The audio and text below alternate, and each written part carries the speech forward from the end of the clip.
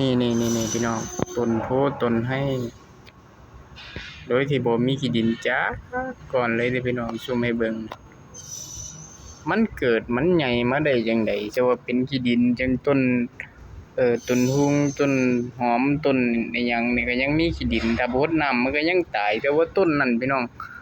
อุ้ยเงือดต้นโพต้นไห้บ่เพิ่นว่า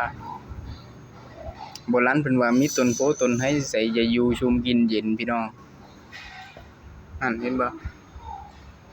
มันมาเกิดได้จังได๋ข้อยเงือดพี่น้องพู้นต้นหนึงพู้นเห็นบ่นั่นต้นหนึงต้นโพต้นไห้พุ่นมันมาเกิดได้จังได๋พี่น้องผู้ใดรู้คอมเมนต์มาบอกข้อยแหน่เด้อ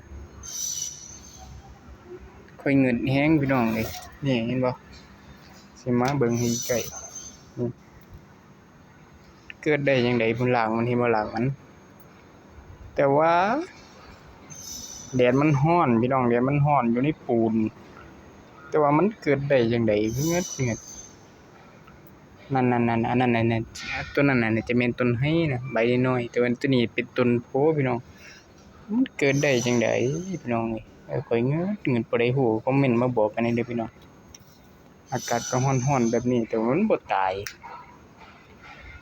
มันผู้ใดรู้ว่าต้นโพต้นไห้นี่มันเป็นคือทนแดดทนฝนได้พี่น้อง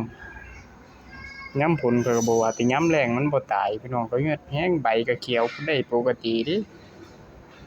ต้นโพต้นไห้นี่เพิ่นว่า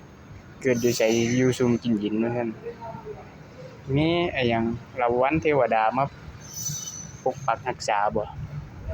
ถ้าผู้ใดรู้เกี่ยวกับก็คอมเมนต์มาบอกหน่อยพี่น้อง